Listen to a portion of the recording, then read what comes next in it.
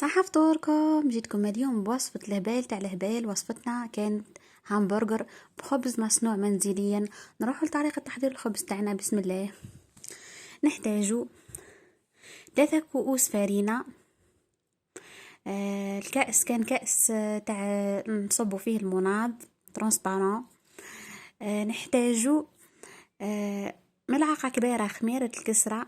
نحتاجو ملعقة صغيرة ملح. نحتاجو ملعقة صغيرة ونص سكر.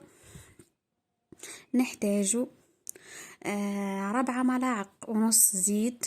نخلطوهم. نزيدو نضيفو لهم ملعقة ونصف خميرة كيميائية ونخلطو.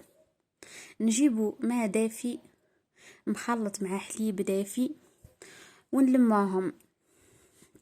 نخلو العجينة تاعنا طرية. خلوها طرية. كي نخليوها طرية ندلكوها، وحنا ندلكو نحطو فيها ملعقة كبيرة زبدة ونبقاو ندلكوها.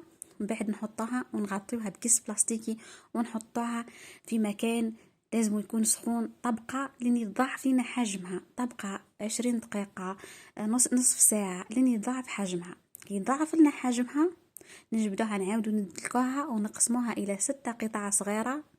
هنا راح ديرنا 6 حبات خبز.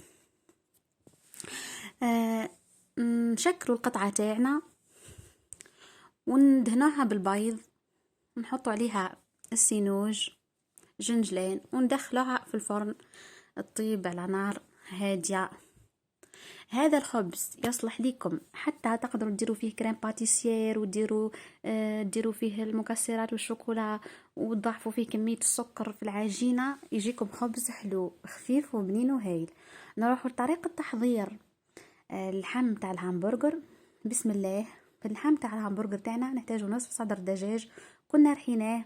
واذا عندك شحم ضيفيلو شحم. ضيفيلو بصل ومعدنوس ورحيه مليح. بعد ما ترحيه وتخرجيه ضيفيلو عكري، شويه راس الحانوت، شويه فلفل اكحل، شويه زنجبيل. اعجنيه مليح وضيفيلو معدنوس وشويه بصله وشويه ثوم. ضيفيلو لا شابليغ. ضيفيلو بيضه ولميه.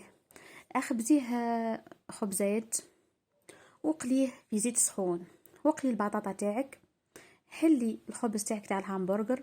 حطي الهريسة اختياري والمايونيز. حطي البطاطا ورتبي كيما تحبي انتي. وهنا انا استعملت الفرماج شرائح راح يجيك بنين وهايل. وتقدري تزيدي تستعملي صلصة الجب. صدقوني والله بنين. يجوك 6 حبات همبرجر هايلين بنصف صدر دجاج. وصفة اقتصادية وبنينة. ما عليكم غير جربها وتخلونا رايكم في كومنتير. ما تنسوناش في ابوني